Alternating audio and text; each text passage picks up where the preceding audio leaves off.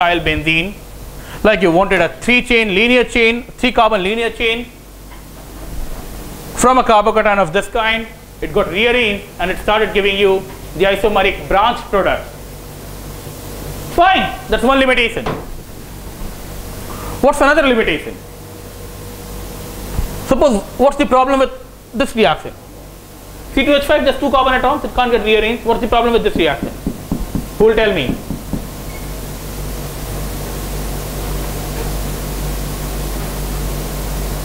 What's the problem with this reaction, formation of ethyl benzene? Anyone? Fine, tell me. Between benzene and ethyl benzene, which is more reactive? Ethyl benzene, because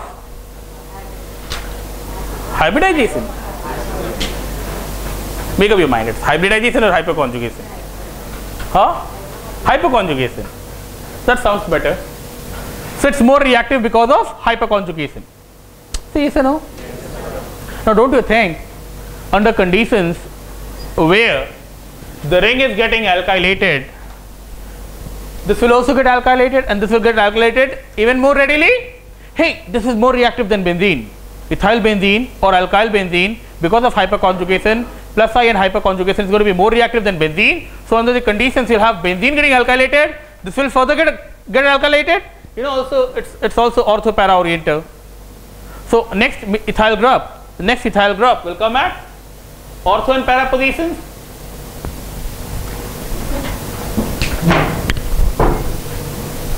At a given temperature, under given conditions, if this is getting alkylated, this will definitely get alkylated. So it's not going to stop here.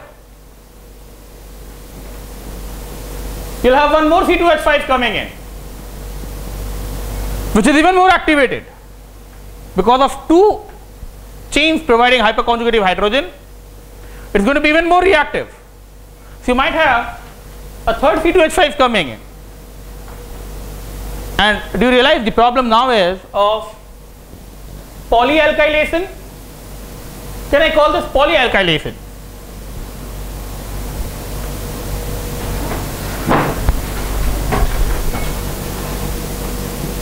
Although it's problem number 2, you know, this is the second limitation. The first limitation was the rearrangement.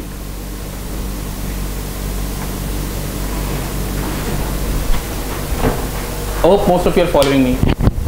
I want all of you to follow me. First problem is I can't introduce long chains because it's going to get rearranged by molecular rearrangement. So instead of propyl benzene, I'll get isopropyl benzene. Fair enough, because it gets rearranged to a 2-degree carbocation. Another problem is because the alkylated product is going to be more reactive, it's going to suffer polyalkylation. Zyada alkyl groups aa jayega ring mein. Hai na? It will be difficult to stop it here. So what are the remedies? What do you do then? To get N-propyl benzene, say, what do you do then? Bolo, you have done this in school. Huh? Anti-Markovnikov product? No. I want a more relevant answer. You realize the problem? I can't produce this as the major product because the moment I have a carbocation like this, it gets rearranged. So what's the remedy? You understand both the limitations? It gets rearranged. There's going to be polyalkylation. What's the remedy?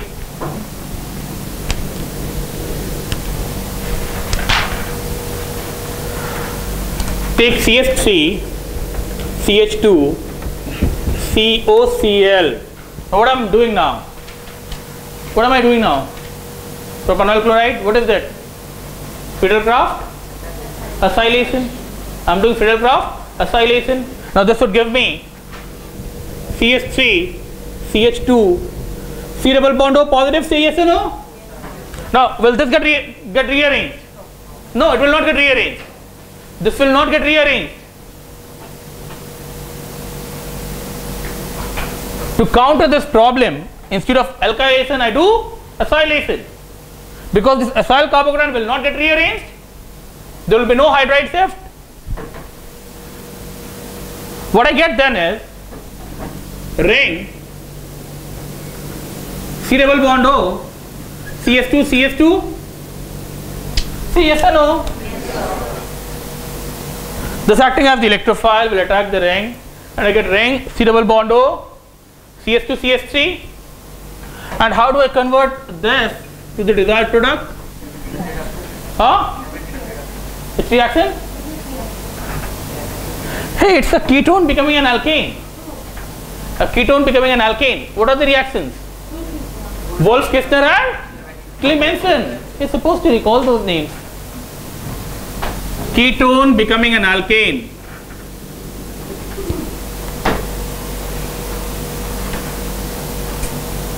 I'm afraid people will have to work really hard, you know. You have to recall these basic reactions at least. Ketone becoming an alkane. It's going to require Clemmensen or Wolff-Kissner.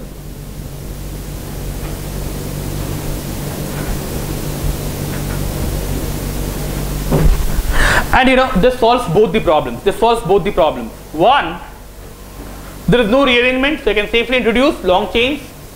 There is no rearrangement, so I can safely introduce long chains. Also, once a you have a C double bond OR coming in, instead of R, which was more reactive, a C double bond OR. Tell me, is it going to be meta orienting or ortho-para orienting? This one is meta orienting or ortho-para orienting. Tell me. Meta orienting. Is it going to be activating or deactivating? Because it has C double bond O, it's going to pull it this way. It's going to pull it out of the ring. You recall all of this? This is ortho-para, this is meta orienting and deactivating. Say yes or no? Yes. So this is going to be less reactive than the ring. It's going to be less reactive than the ring. And once it finds its position in the ring, it will not invite more electrophiles. Because it's going to be less reactive than the ring, there will be no polyacylation. To carry out polyacylation, because it's a deactivated molecule now, will call for more extreme conditions, maybe more high temperature. So under conditions where this gets acylated, this will not get acylated because it decreases electron density in the ring. So carrying out acylation, following it up with a Wolff-Kissner or Clemmensen, you know, gets rid of both the issues. There is no rearrangement, and yes, there is no polyalkylation because the product is less reactive than the reactant. Okay? What should be, or what is the solvent? Who will tell me? What is the solvent of FCR? What is the solvent in FCR?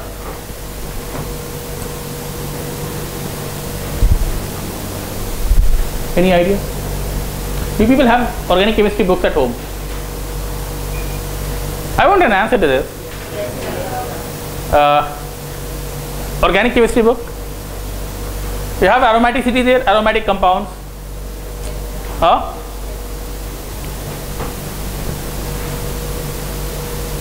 You have Friedel-Crafts reaction in that book.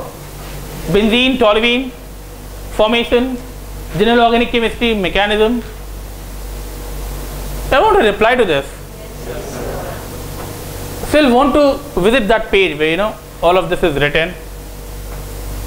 Maybe you'll have an opportunity next time, because next day, you know, we'll carry on with this. More problem solving, more variations of FCR. We'll want to come really prepared next time. Maybe I caught you on wrong foot today. Or I guess I told you that I'll be doing these reactions. Anyway, the solvent in this case, or for FCR, the solvent is, name this molecule. Nitrobenzene. So the solvent is nitrobenzene.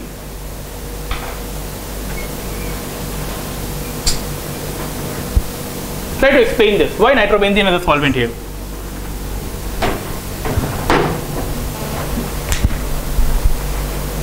Why nitrobenzene is the solvent here? Try, you can do it. Nitrobenzene is the solvent for FCR. It's going to look like this. N double bond O, O. Why nitrobenzene is the solvent?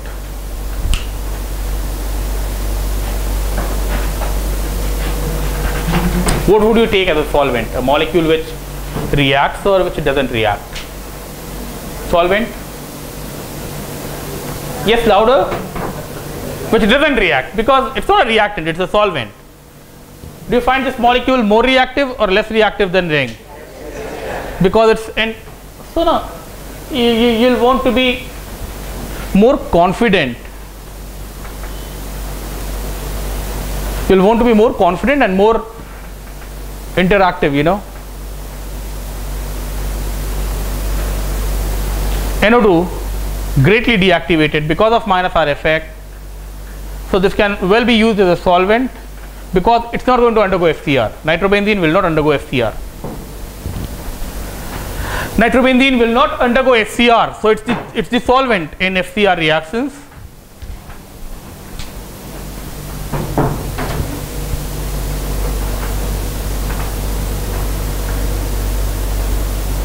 Another molecule which doesn't undergo FCR, very surprisingly, I guess you got this right. It acts as a solvent because it deactivates the molecule and it doesn't take part in FCR. Another molecule which doesn't undergo FCR, pretty surprisingly, is this one. Name this molecule.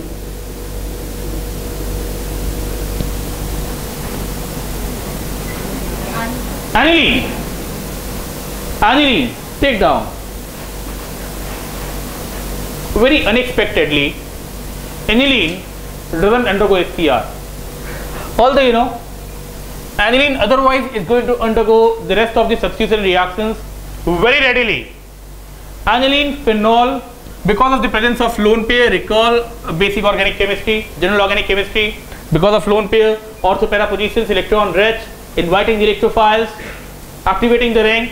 So yes or no? Yes, so otherwise it's going to be terribly reactive molecule. In case of FCR, you know, it's going to act inert because an AlCl3, you know, an AlCl3 which is supposed to draw electron density out of the alkyl halide or the acyl halide only in case of aniline, not with other molecules of similar kind, not with phenol. Actually, for aniline and related molecules of the same family, you know, it could be NHR or NR2.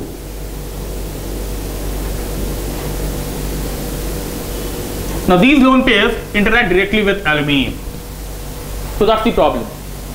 AlCl3 gets hold of the pair of electrons directly. Now these lone pairs were activating the ring.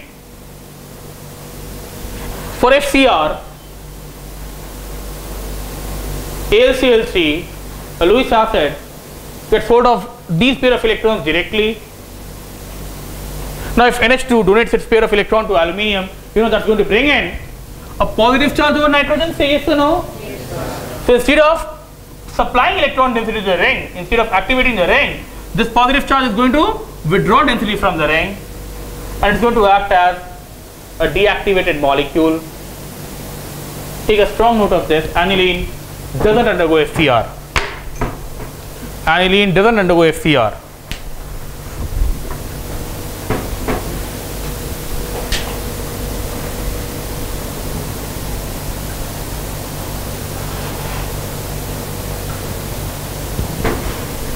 One very important note again, a very strong observation. Again, all of you got me right. All of you understood me when I explained why cumene, isopropyl benzene, and not the N-propyl benzene is the major product, because a carbocation 1 degree expected becomes 2 degree because of rearrangement, and that gives cumene as the major product in FCR. We'll see more rearrangements, you know, in the course of solving more examples on FCR. Let's know this. Instead of AlCl3, if you have FeCl3, you know, which can also act as a Lewis acid, because yet again, the octet is not complete. Yet again, the octet is not complete.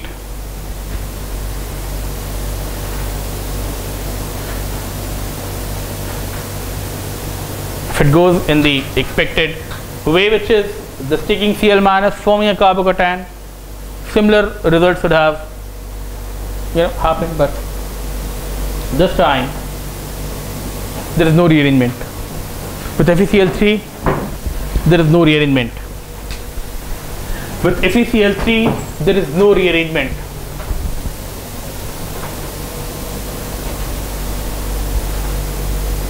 And observations like this, results like this come in so handy, and an even beautiful understanding of the mechanism, where now what I can say is the ring with RCl, which is 1 chloropropane in this case,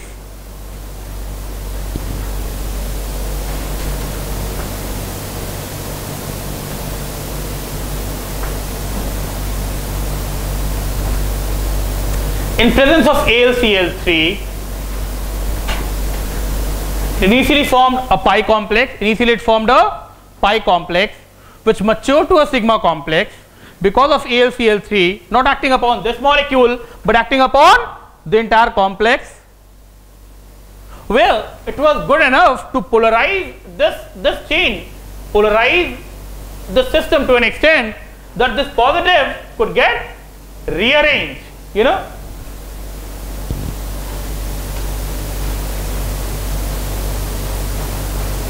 Initially a pi complex, AlCl3 works upon that pi complex and is able to polarize it to the extent that this positive developed gets rearranged, and then it's this carbon which is getting attached to the ring in the sigma complex. FeCl3 fails to do so. FeCl3 fails to do so. FeCl3 at most can convert this pi complex to a sigma complex. FeCl3 can at most convert this pi complex to a sigma complex, but because the Lewis acidity of AlCl3 is more than that of FeCl3, because AlCl3 is going to act as a more efficient Lewis acid,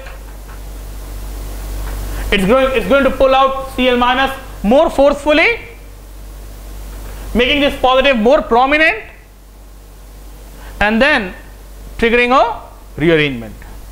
Whereas FeCl3, though a Lewis acid, is milder, takes out the Cl minus but more gently, not bringing positive charge sufficient enough to cause a rearrangement. So along with a matter of fact and the variation, it further explains or it further authenticates the formation of a pi complex which matures to a sigma complex, because had the effect of AlCl3 been independently on RCl, the same would have been on FeCl3, and then you can't stop this getting converted to this molecule. So certainly the role played by FeCl3 or AlCl3 is not over the molecule but over the pi complex. Fair enough? Where FeCl3 is not able to cause a rearrangement because it's not able to bring that amount of positive charge which can trigger a rearrangement there. AlCl3 being either more electron deficient or being more efficient Lewis acid brings in a rearrangement. Fair enough? So we'll want to again know about this and more examples when we meet next. So this much for today.